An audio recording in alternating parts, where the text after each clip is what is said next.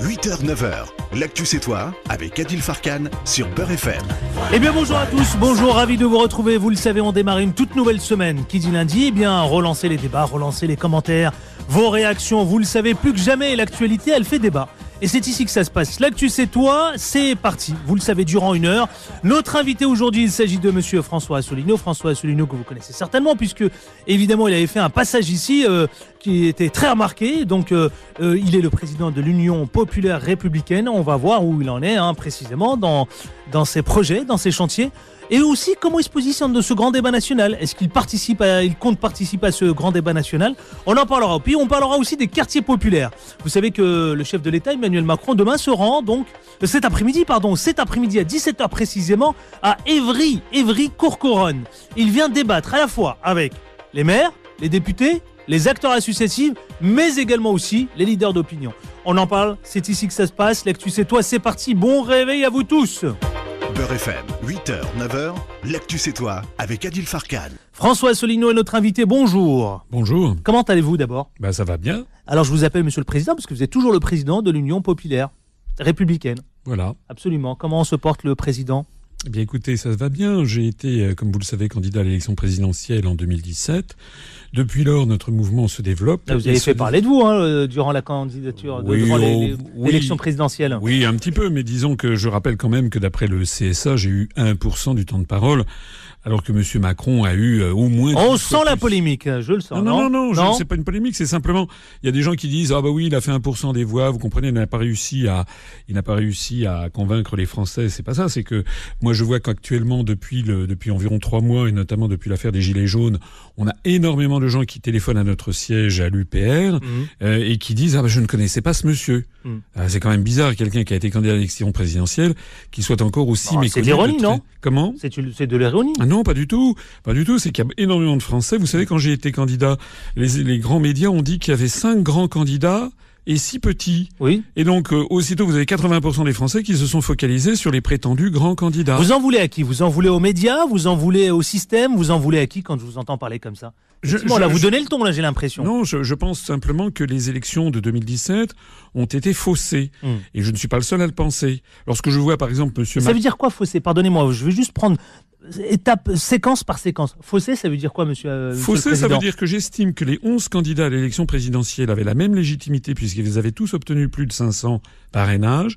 Et j'estime donc que les médias auraient dû leur donner à chacun d'entre eux exactement le même temps de parole. Oui, mais pour ça, monsieur le président, vous avez le Conseil constitutionnel, le Conseil d'État, vous les interpellez. Non, d'abord, c'est le Conseil supérieur de l'audiovisuel qui prend une sage lenteur. Et puis, de toute façon, la jurisprudence a évolué depuis 1965, puisque ce dont je parle à la première élection présidentielle, en 1965, il y avait eu l'égalité du temps de parole.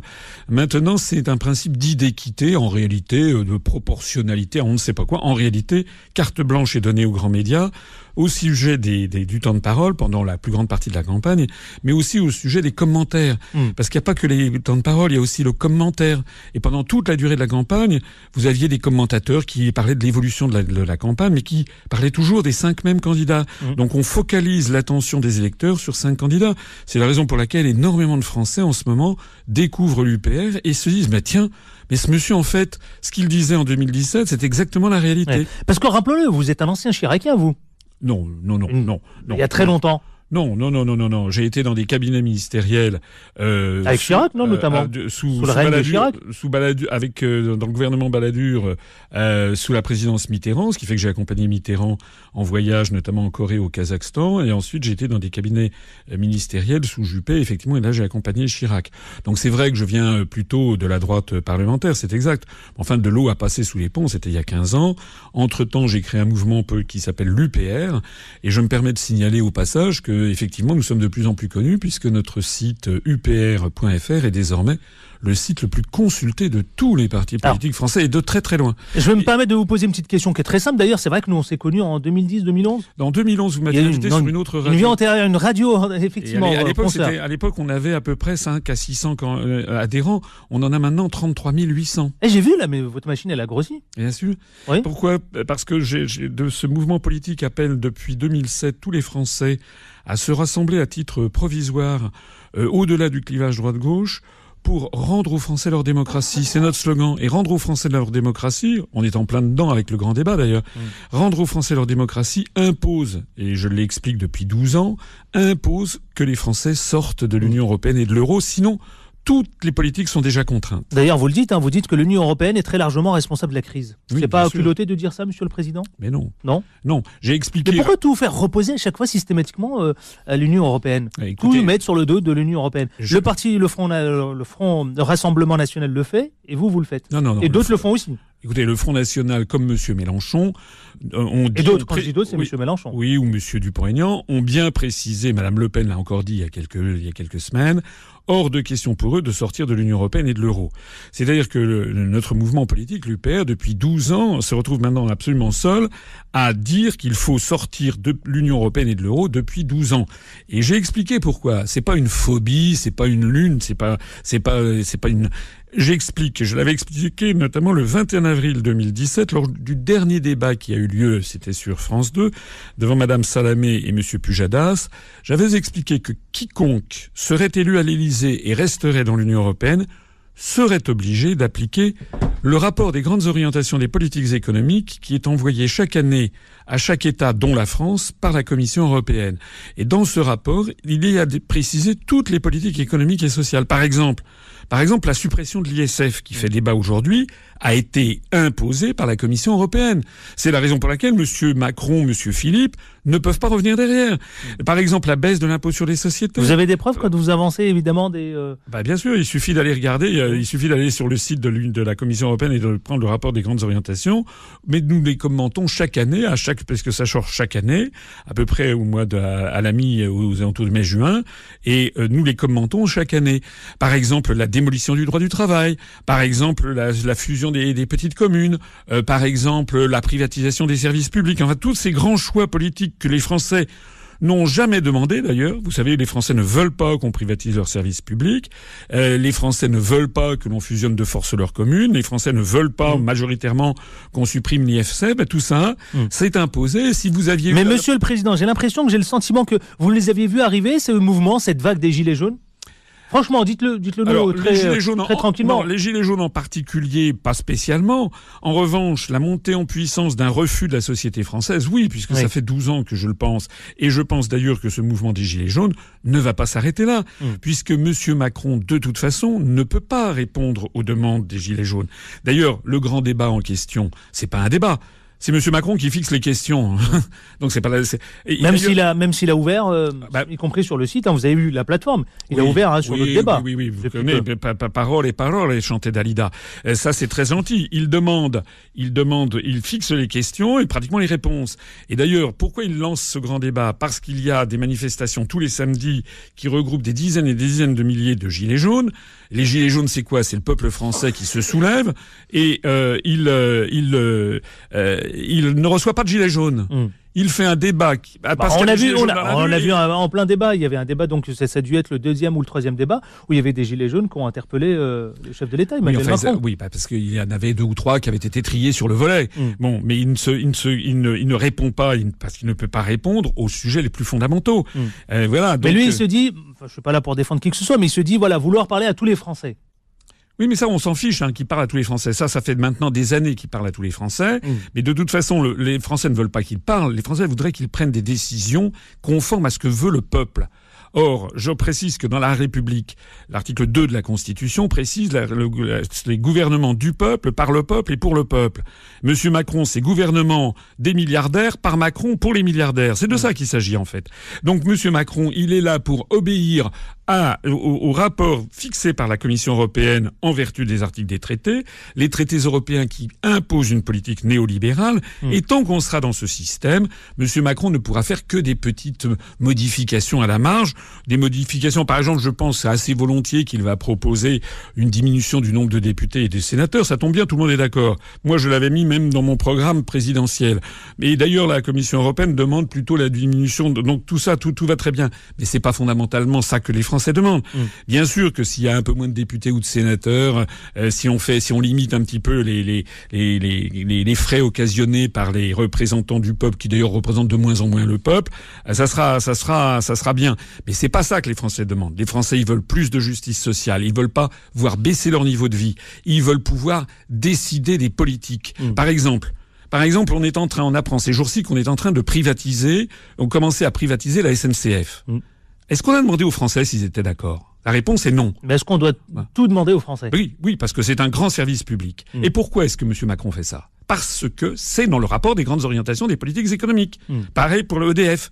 Et vous savez ce qui se passe en ce moment en Angleterre? Vous savez que l'Angleterre va sortir de l'Union européenne? On suit, ils ont décidé de renationaliser une partie des chemins de fer britanniques qui avaient commencé à être privatisés par Margaret Thatcher. La ligne, ce qu'on appelle East Coast Line, qui va de Londres à l'Écosse, va être renationalisée. Ça veut donc bien dire que lorsqu'on sort de l'Union européenne, on peut reprendre des politiques qui ne sont pas les politiques ultralibérales fixées par les traités européens. Vous êtes en train de nous dire quoi? Il y a quelque chose de sous-jacent que vous laissez glisser là à l'antenne, non, dans l'actu c'est toi. C'est-à-dire qu'en gros la France doit retrouver cette France qu'on avait dans les années 90, 95, avant l'arrivée de l'euro et avant l'arrivée de l'Union européenne. Oui, parce que l'Union européenne. Mais pourquoi vous y tenez absolument? Parce que c'est vrai que depuis le début, l'Union européenne et l'euro nous imposent une politique. Mais Monsieur le Président, franchement, est-ce que vous avez le sentiment, si la France sort de l'Union européenne, elle va s'en sortir? Non, je ne pense pas. Ah bon, et pourquoi donc? Je vous pose la question. Non, mais pourquoi vous dites ça? Pourquoi elle ne s'en sortirait pas? Il y a beaucoup, vous savez, il y a des gens qui disent, vous vous rendez compte, la France serait toute seule. Ah bon, et pourquoi elle serait toute seule? J'avais montré lors de l'élection présidentielle que nous sommes liés au reste du monde par 6686 traités. Et je proposais de sortir de l'Union européenne et de l'OTAN, c'est-à-dire de sortir de 2 des 6686 traités. Lorsque la France sera sortie de l'Union européenne, elle conservera 343 traités avec la République fédérale d'Allemagne, par exemple. Regardez la Suisse. La Suisse qui n'est pas dans l'Union européenne ni dans l'OTAN. D'après le programme des Nations Unies pour le développement, c'est le pays au monde où on vit le plus riche et le plus heureux. Et par ailleurs, la Suisse n'est pas un bunker, c'est pas la Corée du Nord, c'est le pays au monde qui reçoit le plus de conférences internationales. D'ailleurs, le Royaume-Uni, qui va sortir de l'Union européenne, Madame May et son gouvernement, depuis des mois, ont fait des quantités de traités bilatéraux en matière de politique commerciale. Donc, vous savez ce qui va se passer le 29 mars à 23h lorsque le Royaume-Uni, très probablement, va sortir de l'Union européenne. Vous savez ce qui va se passer? Oui, dites-nous. Rien. C'est-à-dire que le lendemain, le soleil va se lever sur le Royaume-Uni, et puis il y aura toujours la Tour de Londres, et puis il y aura toujours la Reine d'Angleterre. Comment vous comptez vous inscrire justement dans le cadre des élections européennes? Je suis à la tête d'une liste d'une Union populaire républicaine pour le Frexit, pour sortir de l'Union européenne, et j'observe d'ailleurs que les grands médias font l'omerta là-dessus. Je voudrais quand même dire ici, devant tous les auditeurs, pour qu'ils comprennent bien comment... D'ailleurs, vous avez commencé votre campagne, on voit dans tout Paris, en banlieue, des affiches vous concernant. Oui, et vous martelez des slogans partout. Je voudrais dire à tous les auditeurs qui veulent bien m'écouter que France 3, lors du journal 19-20, le 29 janvier, donc il y a quelques jours, a présenté sur toute la France les têtes de liste aux élections européennes. Il n'y en a qu'un qui n'était pas, c'était moi. C'est-à-dire que le service public de l'audiovisuel qui m'a donné 0 heure, 0 minute et 0 seconde depuis le 21 avril 2017, depuis plus de 21 mois maintenant, continue à faire comme si j'étais l'homme qui n'existe pas. Et donc les personnes... Il y a une volonté Écoutez, quand on présente, quand France 3, alors que l'AFP a fait une dépêche depuis plusieurs mois, quand tout le monde sait que je suis tête de liste aux européennes, quand je reçois parfois des appels téléphoniques de journalistes que je ne connais pas et qui ont mon téléphone portable et qui m'appellent pour m'inviter à une émission puis se ravissent 2 jours après en me disant non, finalement vous n'êtes plus invité, je commence à comprendre qu'il y a vraiment des ordres qui sont donnés. On a une explication, Monsieur le Président? En tout cas, j'ai écrit à Madame Ernotte, la présidente de France Télévisions, avec saisine du président du CSA et saisine des 5 membres du comité d'éthique, et j'observe que rien ne change. Si ça continue comme ça, dans quelques jours, je vais publier cette lettre. Vous allez vous adresser au tout nouveau président du CSA? Oui, je viens d'écrire à Monsieur Mestre, oui, absolument. Est-ce que vous trouvez normal, j'insiste, que France 3, qui est payé qui est le service public, payé notamment par les 332 000 Français qui ont voté pour moi à l'élection présidentielle, France 3, délibérément, fasse comme si je n'existais pas. Là, je viens de faire une tournée dans le sud de la France. J'ai fait 4 réunions publiques à Montpellier, Béziers, Pont-Saint-Esprit. Et il y avait beaucoup de monde, les salles étaient pleines. Il y a d'ailleurs des médias locaux qui en ont parlé. Quand nous avons sollicité France 3, ils ont dit qu'ils n'avaient pas le personnel nécessaire pour couvrir ma venue. Et c'est comme ça depuis bientôt 2 ans. Est-ce que vous trouvez ça normal? On va ouvrir l'antenne 01 53 48 3000. Est-ce que vous trouvez ça normal? Effectivement. Si vous souhaitez interpeller François Asselineau, qui est le président de l'Union, donc l'Union populaire européenne, républicaine, pardon. Non, Excusez-moi, non, pas européenne. Oui, c'est un lapsus. C'est un sacré lapsus. Donc, qui était notre invité ce matin. Je vous attends. On ouvre l'antenne 01 53 48 3000. Vous pouvez l'interpeller sur toutes les questions, évidemment, que vous souhaitez. Le grand débat, les quartiers populaires, y compris quand l'UPR manque d'être invité, évidemment, dans des grands médias. France 3, notamment, lorsqu'il fait référence à cela. C'est notre 01 53 48 3000. À tout de suite. L'actu c'est toi revient dans un instant. 8h, 9h, l'actu c'est toi avec Adil Farkan sur Beurre FM. Et il est 8h21 précisément. Si vous venez de nous retrouver, eh bien soyez les bienvenus. C'est ici que ça se passe. L'actu c'est toi. L'actu c'est toi. Nous sommes ensemble jusqu'à 9h. Notre invité ce matin, François Asselineau, qui est le président de l'UPR. Vous pouvez l'interpeller, lui poser les questions évidemment que vous souhaitez concernant le grand débat. Aujourd'hui, effectivement, il est furieux parce que les médias, lorsque, évidemment, d'abord, il y a un vrai sujet, il n'est pas invité régulièrement dans les médias comme d'autres. Alors, est-ce que vous trouvez cela normal ou pas du tout? 01 53 48 3000. Beurre FM, 8h, 9h, l'actu c'est toi avec Adil Farkan. J'ai l'impression, j'ai le sentiment que vous êtes furieux, extrêmement en colère. Un peu comme les Gilets jaunes. Oui, quand on parle des médias et vous-même, le rapport que vous avez avec l'UPR et les médias. Mais écoutez, par exemple, je vais vous dire, j'ai été invité chez un de vos confrères de la bande FM, c'était Radio Africa numéro 1, il y a quelques jours, pour parler du Brexit. Parce que tous les journalistes savent qu'en matière européenne, je connais quand même bien mes dossiers, c'est le moins qu'on puisse dire. Je suis donc invité par une radio africaine pour parler du Brexit, c'est très bien. Mais comment se fait-il que je ne sois jamais invité depuis 21 mois sur France Inter, France Info, France Culture, RTL, Europe 1, RMC? Comment ça se fait? Comment dénouer ça? Eh bien, écoutez, moi, je ne sais pas. J'en appelle maintenant ici à tous les Français. En plus de ça, je voudrais signaler que lors des dernières élections, au cours de l'année 2017, nous nous sommes présentés, l'UPR s'est présenté à toutes les élections législatives partielles, sauf celle de Wallis et Futuna, et nous nous sommes également présentés à l'élection territoriale de Polynésie française, où nous avons été le seul parti politique national à se présenter. 73 candidates et candidats. Nous sommes le parti politique également au moment des législatives de 2017 qui avions présenté le plus de candidats. 574 candidates et candidats sur 577 circonscriptions. Et lors des dernières élections, nous avons fait entre 1,4 et 1,8% des suffrages.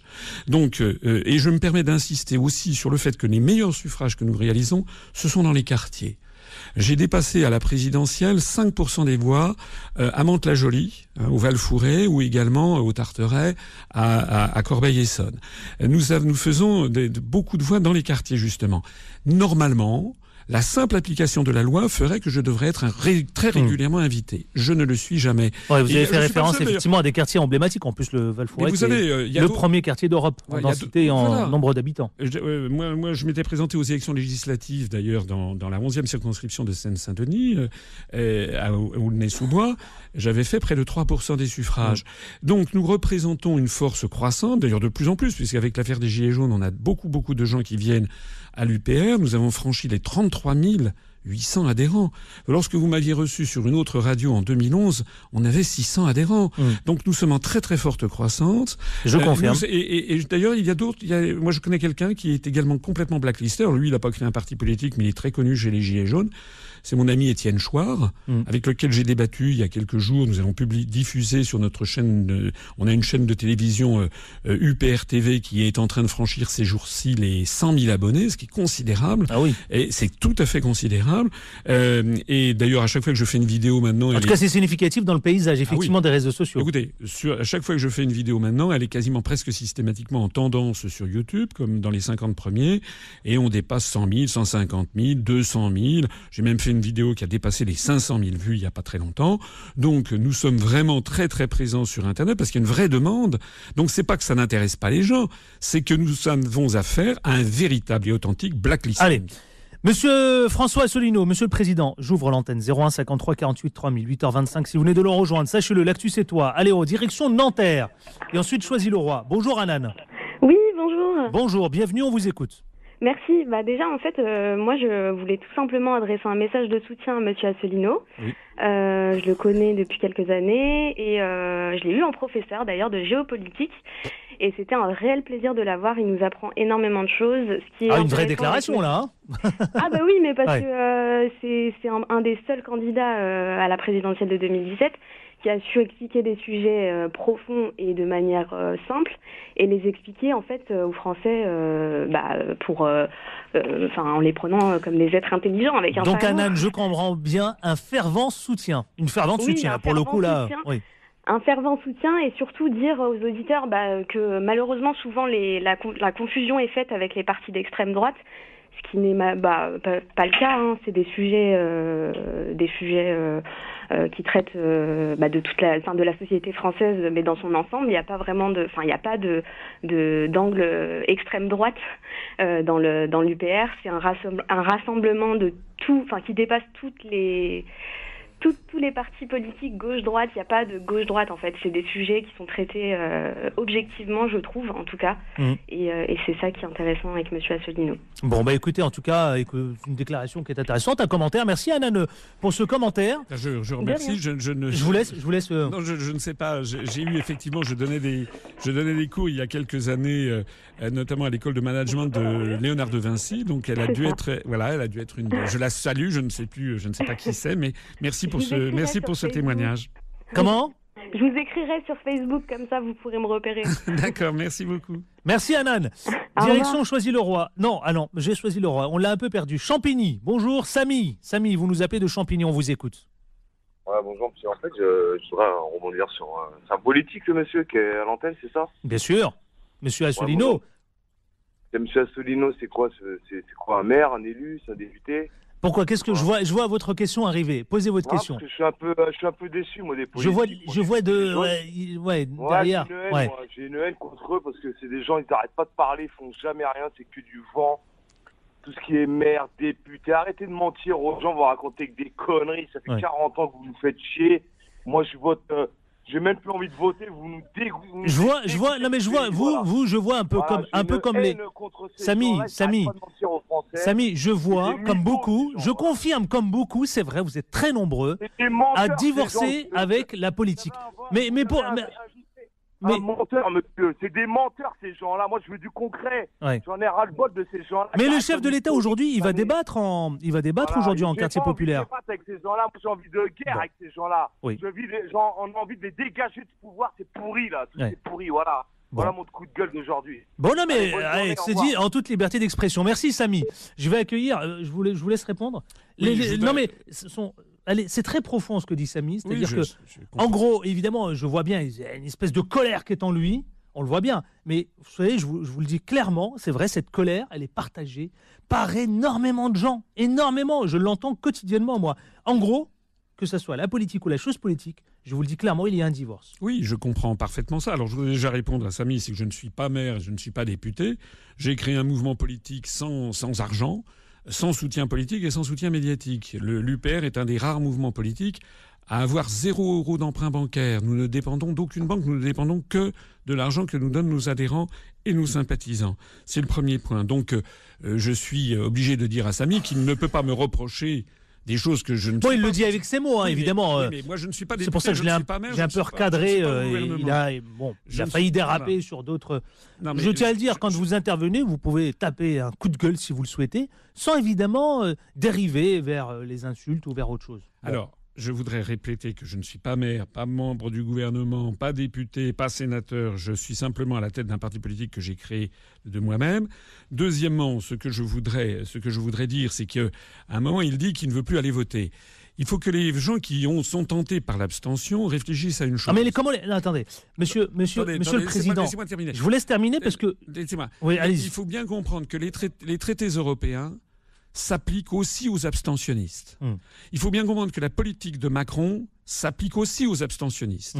C'est-à-dire que s'abstenir, ça ne sert à rien d'autre qu'à conforter le pouvoir. Ouais. Mais quand vous avez des auditeurs comme Samy qui n'y croient plus du tout, comment les réconcilier avec la chose politique avant de les accrocher à la politique ? Je suggère à Samy d'aller se renseigner sur l'UPR. Par exemple, la personne juste avant disait que j'étais différent des autres. Elle a peut-être des raisons de le dire. Bien sûr. Donc il faudrait que Samy et les gens qui pensent comme lui aillent sur le site upr.fr, regardent ce que je dis et ce que j'explique depuis 12 ans sans jamais avoir changé d'analyse ni de proposition. Oui. Je dis qu'effectivement, il n'y a pas de concret. Pourquoi ? Parce que les Français ne peuvent plus modifier les politiques. Les politiques sont fixées. Mais par vous le l'Union sentez, ce européenne. ras-le-bol ? Vous le captez, ce ras-le-bol ? Attendez, je vais sur Oui. le terrain constamment. Oui. Je vois bien des gens. Et c'est triste, si vous savez, quand on crée un nouveau mouvement politique et que les gens disent « Ah non, vous, je ne veux plus vous voir ». Mais ça veut dire quoi ? Alors la solution, c'est quoi ?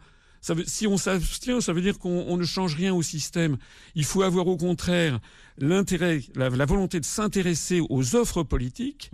Et par exemple, je dis à Samy, il devrait s'interroger pourquoi est-ce que des gens comme Étienne Chouard ou comme François Asselineau sont interdits d'antenne. C'est peut-être parce que nous disons des choses totalement différentes du reste. C'est ça qui est intéressant. 8h31 précisément, si vous venez de nous rejoindre, 01 53 48 3000, direction Paris avec Akima. Bonjour Akima.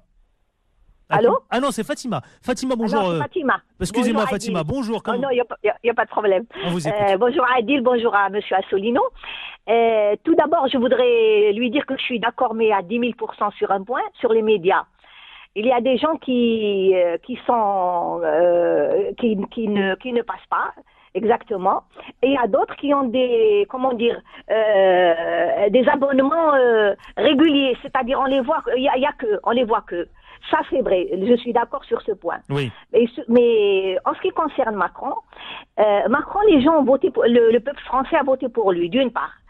Et en deuxième position, il y a eu Marine Le Pen. Oui. Ils n'ont pas voté ni pour M. Asselineau, ni pour moi je les appelle pas les républicains parce qu'ils n'ont rien de républicain. Pour l'UMP, ni pour encore moins le PS, encore moins le Parti communiste.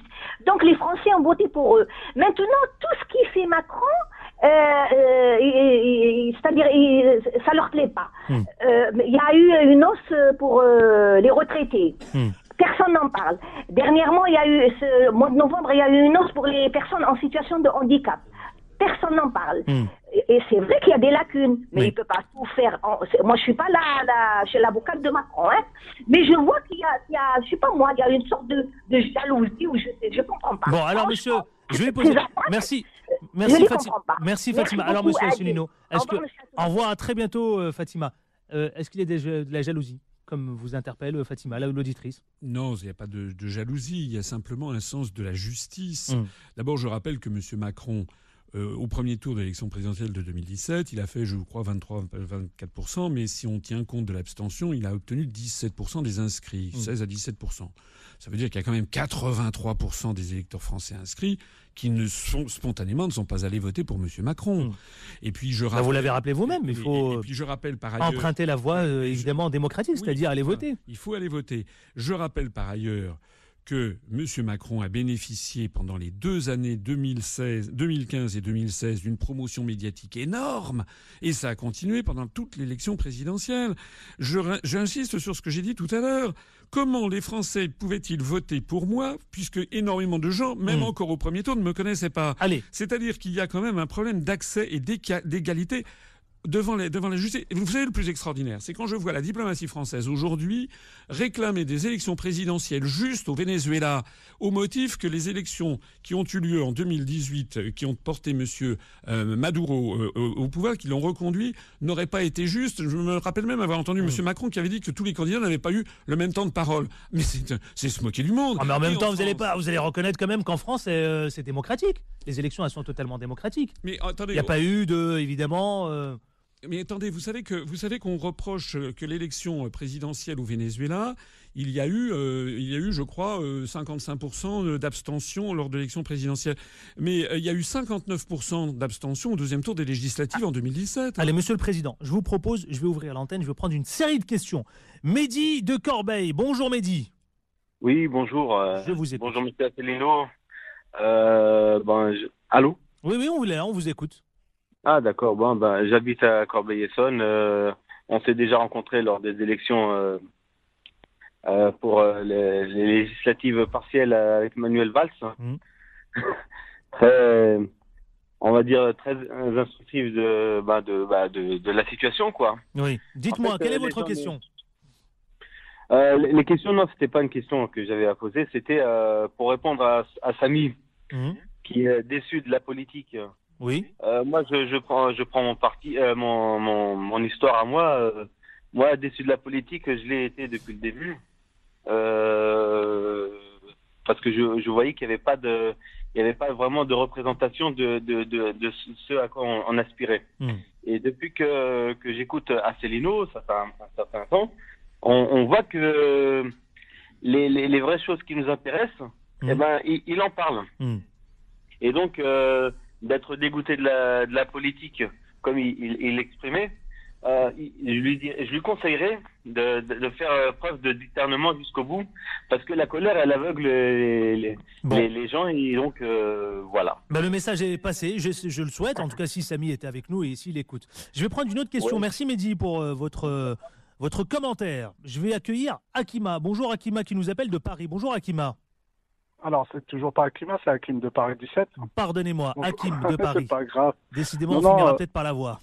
Oui, non, mais oui, le standard explose, et tant mieux pour vous. C'est ce que je constate. Sœur, elle s'appelle Akima. Oui. Ah, bah voilà, alors vous avez vu, donc voilà. Allez, je vous écoute, alors, Hakim. Ceci étant dit, bonjour à vous, bonjour Monsieur Asselineau. Alors, moi, mon opinion, je rejoins un peu Samy dans le dégoût, même si le terme est un peu dur, dans le dégoût de la vie politique, mais néanmoins, ce qui me pose problème, moi, et je rejoins Asselineau sur la position des médias en France. Oui, effectivement, les médias, ils ne mentent pas, mais ils font l'opinion. Et ça, c'est entièrement d'accord. Quand je vois M. Asselineau, ce qui est honteux, peu importe ce qu'on pense de lui, on le qualifie, ils font un peu la blague de l'extraterrestre. Il voit de quoi je parle, M. Asselineau. Et je trouve ça extraordinaire. C'est qu'au jour d'aujourd'hui, vous dites la démocratie, M. Hadid, vous parlez de la démocratie. On a une démocratie en France, mais c'est une démocratie orientée avec des opinions politiques qui sont imposées par les médias parce que on sait mais c'est pas un peu facile de dire ça, non? Je sais pas, je pose la question. Non, c'est pas facile. Oui. Après, c'est trop facile de dire ça. Soit on est taxé de complotiste, soit on est dans la facilité ou dans la... Ouais, mais bon, sombrer dans le complotisme, c'est aussi facile, non? Après, non, je vous poserai la question. Non, c'est pas facile. On prend, c'est factuel, on prend des faits. On prend des faits aujourd'hui. Les médias, il faut ce qu'il y a à dire, les médias sont dirigés par une minorité de gens qui imposent, non pas, ils n'orientent pas l'information, mais qui imposent une opinion. Ce qui est différent, quand vous voyez un média en France, on a combien de chaînes, et que vous voyez une même info qui est reprise par toutes les médias. Et on n'a aucune qui met un bémol en disant, ouais, effectivement, on prend le cas de Maduro, c'est honteux. On va imposer des élections à un État étranger. On a bien compris effectivement le sens du sujet. Merci Hakim, en tout cas d'être venu à l'antenne. En 10 secondes, merci. Monsieur le Président. Moi je suis tout à fait d'accord. Ne pas sombrer quand même dans le complotisme, non? Ou vous êtes d'accord avec... Vous parlez de quoi, du complotisme? Attendez, je fais référence, moi, vous savez. Hakim me dit, voilà, je fais un constat, je suis factuel, je pose les éléments, pac. Je vous pose la question. Moi, le complotisme... Est-ce que c'est pas un peu facile aussi de tomber dans ça? Non, attendez. Moi, lorsque la team Macron dit que les gilets jaunes sont actionnés par Donald Trump, c'est du complotisme. Lorsque M. Macron laisse entendre que c'est Poutine qui est derrière les gilets jaunes, c'est du complotisme. Lorsque Mme Schiappa laisse entendre que c'est le gouvernement italien qui est derrière les gilets jaunes, c'est du complotisme. Donc tout le monde est derrière les gilets jaunes alors? Non, ça veut dire que c'est le gouvernement lui-même qui est complotiste, n'est-ce pas? Maintenant, en France, dès que vous n'êtes pas d'accord avec ce qui est fait, on vous traite de complotiste. Moi, je suis tout à fait d'accord avec ce que disait Hakim. J'ai l'impression que ma question vous agace, non? Non, je vais vous donner des exemples très précis. Les sujets les plus fondamentaux en France ne font l'objet d'aucun débat de fond.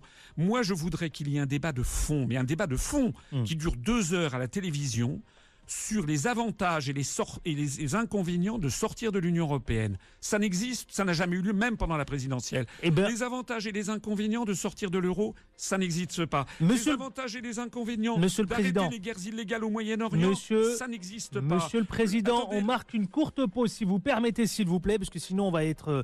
Alors là, pour le coup, on va se mettre en retard. Une pause et on se retrouve tout de suite après. 01 53 48 3000 et on parlera des quartiers populaires. Un peu les oublier, vous le reconnaîtrez. À tout de suite. L'actu c'est toi revient dans un instant. 8h, 9h, l'actu c'est toi avec Adil Farkan sur Beurre FM. François Asselineau, le président de l'UPR, du mouvement de l'UPR donc, et notre invité, 8h45, si vous venez de nous retrouver, l'actu c'est toi, et puis vous au 01 53 48 3000.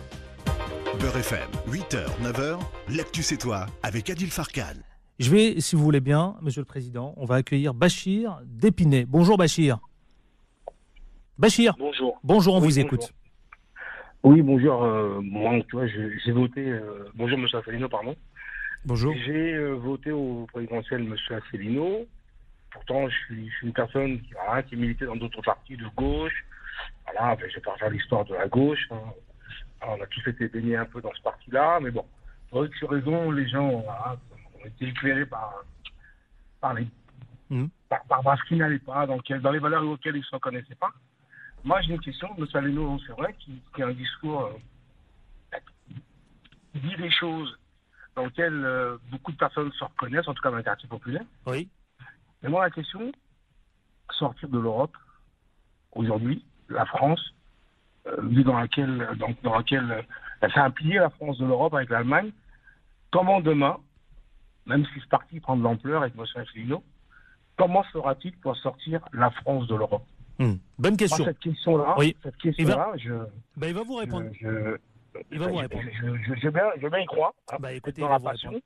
Merci, merci Bachir. Voilà. Merci. Monsieur le Président, alors, la réponse à Bachir. Vous imaginez bien que je ne peux pas répondre en 30 secondes à une question aussi importante. Mais il va falloir lui répondre. J'aurais tendance à renvoyer Bachir et les auditeurs sur une conférence qui fait 3 heures où j'explique comment sortir de l'Union européenne. Ça s'appelle le jour d'après. Ce que je voudrais dire, c'est que le Royaume-Uni va sortir de l'Union européenne, qu'en France on raconte que ce serait la catastrophe, l'apocalypse. C'est faux. Le taux de chômage, depuis 2 ans et demi qu'a eu lieu le référendum sur le Brexit, n'a pas arrêté de diminuer. Ils sont à 4% de taux de chômage, le plus bas taux depuis 1960. Nous, on a au moins 10% de taux de chômage officiel, 18% si on y ajoute les stages parking et les petits boulots. La livre sterling s'est dépréciée de 10%. Résultat des courses, les investissements étrangers affluent au Royaume-Uni. Et c'est ceux qui vont avoir des problèmes avec la sortie du Royaume-Uni de l'Union européenne, c'est nous. C'est nous, parce qu'on va être obligé de pallier en partie le manque à gagner financier du départ de l'Union européenne du Royaume-Uni. Il est possible que ça nous coûte des milliards d'euros supplémentaires. François Asselineau, je vois toute une série de slogans, vous avez des affiches un peu partout, et on voit d'ailleurs, j'en vois un régulièrement. C'est celui, vous savez, où vous faites référence aux péages, les fameux péages. Vous dites c'est du racket. Pourquoi ce choix ? Pourquoi cibler les péages ? Parce que les autoroutes... Vous dites c'est notre argent, on voit bien, les slogans sont très clairs. Les autoroutes ont été vendues au privé, et que le privé, les entreprises privées augmentent constamment les péages, alors que normalement c'était le patrimoine public des Français. Et moi je ne suis pas forcément contre les péages, mais à condition que ça serve au patrimoine des Français. Il faut comprendre quelque chose, c'est que actuellement la France est rackettée par les plus grandes fortunes du monde et par les plus grandes entreprises. L'évasion fiscale, parlons-en. Pourquoi est-ce que le budget de l'État est toujours en déficit ? Il y a des gens qui disent qu'il faut pressurer les Français, diminuer le nombre de fonctionnaires, fermer les crèches, fermer les maternités, fermer les hôpitaux, fermer les écoles, fermer les postes, parce que ça coûterait trop cher. En réalité, le problème, c'est que nous avons 80 à 100 milliards d'euros d'évasion fiscale autorisés par les traités européens, par la libre circulation des mouvements de capitaux. On ne pourra pas rétablir l'équilibre budgétaire si on ne lutte pas contre ça. Alors justement, François Asselineau, Monsieur le Président, certains disent d'ailleurs spécialistes, prédisent, 2019 va être une année extrêmement compliquée, sur tous les points. Oui. Est-ce que vous confirmez ou pas du tout ? Oui. On va vivre de sales moments pour notre pays. Certainement. Qu'est-ce que vous dites ? Notamment une crise financière se profile, ça c'est tout à fait exact. Mais je voudrais revenir au sujet qui intéresse le plus les Français, l'emploi. Le pouvoir d'achat aussi également. Le pouvoir d'achat et l'emploi. Quand vous avez cette libre circulation des mouvements de capitaux imposée par les traités européens, il faut bien comprendre que ça veut dire que toutes les entreprises peuvent délocaliser leurs usines dans des pays comme le Bangladesh, l'Inde, etc., où les salaires sont 20 fois inférieurs. Donc, moi, ce qui est un des drames de la France, c'est que beaucoup de Français ne comprennent pas encore la relation de cause à effet qu'il y a entre notre appartenance à l'Union européenne et à l'euro et leur situation au jour le jour. C'est ça le problème. Beaucoup de Français croient que Macron a le pouvoir. Non, Macron, il n'a pas le pouvoir. Macron, c'est le commandant de bord c'est le commandant de bord d'un avion dont le plan de vol a déjà été fixé avant les élections. C'est ça tout le problème. Si nous disons qu'il faut sortir de l'euro, sortir de l'Union européenne, rétablir le contrôle des flux de mouvement, des flux de capitaux, des flux de marchandises... en même temps, vous dites, il a cette fameuse feuille de route, mais en même temps, oui et non, parce que je vous pose clairement la question. Monsieur Macron, il a aussi, il met en place aussi une série de réformes depuis qu'il est élu. Mais c'est des réformes qui sont en phase complètement avec son plan de campagne. Mais des réformes, non. Enfin, écoutez, moi, la campagne de Macron, moi, j'avais surtout entendu penser printemps les amis, ce qui ne veut rien dire. Macron, est-ce qu'il avait dit qu'il allait s'attaquer aux retraites ? Non, mais moi j'avais dit qu'il allait le faire parce que c'était dans le rapport des grandes orientations des politiques économiques. Monsieur Macron avait-il dit qu'il allait supprimer l'ISF? Monsieur Macron avait-il dit qu'il allait fixer un taux d'intérêt sur le livret A de 0,75%? Alors que Donc je reprends votre expression. Que l'inflation l'an dernier a été de 1,9%. Vous savez ce que fait Macron? Il supprime l'ISF, ça revient à faire un cadeau aux plus fortunés de l'ordre de 4 milliards d'euros, et il donne 0,75% de taux d'intérêt aux détenteurs de livret A, c'est-à-dire les catégories modestes et populaires, alors que l'inflation a été de 1,9, ça veut dire qu'il pique 3,6 milliards d'euros aux catégories modestes. Vous trouvez que c'est normal? C'est contraire aux grands principes républicains. La République française est une république sociale, c'est inscrit. Non, mais sur la question de l'ISF, vous l'avez suivi comment? Il a répondu au maire qui était face à lui. Je crois, il me semble que c'était le premier grand débat national. Sa position est très claire. Il a dit, bon, je peux bouger peut-être un peu, mais... Mais sa position, elle n'est pas très claire, il n'a pas dit la vérité. La vérité, c'est que l'ISF, la suppression de l'ISF était réclamée par l'Union européenne. Voilà. Alors, sur les quartiers populaires, dites-moi, vous l'avez employé, justement le chômage, c'est là où le bas blesse, l'emploi. Les quartiers populaires, aujourd'hui, le chef de l'État, Emmanuel Macron, va à la rencontre des quartiers populaires, les maires, les députés, les leaders d'opinion, et les responsables associatifs. Il va à Évry, Courcouronnes. Bon, comment voyez-vous la tournure de ce débat? Déjà, il y a une chose Et souvent, régulièrement, on dit que les quartiers populaires, ce sont les oubliés de ce grand débat national. Alors, d'abord, ce que je voudrais dire, c'est que ce que fait M. Macron est illégal, puisque c'est en fait la campagne électorale pour En Marche qu'il fait, et il les fait notamment aux frais de l'État. Donc je pense qu'il y a un certain nombre de juristes qui sont déjà sur le coup, et il va falloir poursuivre M. Macron, parce que ce qu'il fait est illégal. C'est totalement contraire à l'égalité de traitement, notamment entre les partis politiques. L'État est une institution qui n'appartient pas à M. Macron. Non, mais ça n'engage que vous quand vous dites ça, non? Eh bien, nous allons voir. Oui. Nous allons voir ce qui va se passer, parce qu'il y a quand même une jurisprudence en la matière. Deuxièmement... Là, c'est le président... Mais non, mais pardonnez-moi, mais monsieur Asselineau, monsieur le président, là, c'est le président de la République qui s'installe qui fait installer un débat dans le cadre du grand débat national. Non. Le débat, c'est en fait, ça s'inscrit dans les élections européennes. Donc, c'est des questions que concernent la population française. C'est un mélange des genres auxquels il se livre, et il monopolise actuellement tous les grands médias sur cette affaire. Deuxièmement, il ne s'agit pas d'un débat. Il vient faire un show à l'américaine, devant des maires, il y a 1 ou 2 ou 3 gilets jaunes qui sont là comme caution, mais il ne prend pas la pleine mesure de ce que réclament les Français, c'est-à-dire... Mais on fait quoi alors? On n'avance pas, donc pas de grand débat. Alors quand il fait c'est pas ça. Monsieur le Président, mais quand il n'y a pas de débat, on lui reproche de ne pas faire de débat, et quand il y a un débat, on lui reproche effectivement de faire plan campagne. Alors, je veux dire, à un moment... Ce n'est pas d'un débat, on sait très bien ce que veulent les Français. Les Français, ils veulent un référendum d'initiative populaire. Moi, je le propose depuis 2010-2011. On voit bien qu'ils sont en train de biaiser. Ils ne veulent pas faire un référendum d'initiative populaire où ils vont faire quelque chose qui va être tellement contourné, compliqué, que ça sera inapplicable. Par exemple, M. Macron... En janvier de l'année dernière, lorsqu'il est allé en Angleterre, il a été interrogé par la BBC qui a dit s'il y avait un référendum en France sur le Frexit, c'est-à-dire sur la sortie de l'Union européenne, qu'est-ce qui se passerait? Macron a répondu probablement les Français voteraient en faveur de la sortie de l'Union. Qu'on le fasse. Pourquoi M. Macron ne fait-il pas un référendum sur la sortie de l'Union européenne? Je vais vous organiser des débats dans le cadre de ce grand débat national, vous-même? Oui, mais moi je vais voir les Français, je débat, je débat, c'est ce que je viens de faire. Non, mais est-ce que vous allez faire entendre votre voix? C'est ce que j'essaie de faire. Oui. Quand les grands médias ne m'invitent pas, je fais comment? Je suis obligé d'être sur Internet et de faire des affiches, des tracts, d'avoir des militants sur le terrain et d'aller voir moi-même, de faire Pour quelle raison, vous qui connaissez les quartiers populaires, pour quelle raison aujourd'hui les quartiers populaires sont un peu à la fois les oubliés? Pour quel intérêt ils ne s'emparent pas de ce grand débat national? Est-ce qu'on a une explication aujourd'hui? Même si timidement, effectivement, je vois bien là depuis quelques semaines, quelques jours, il y a des grands débats qui commencent à s'organiser. Parce que je pense que globalement, vous savez, le peuple français, et y compris dans les quartiers populaires, il est pas bête. Il a bien compris que tout ça, c'est de l'enfumage.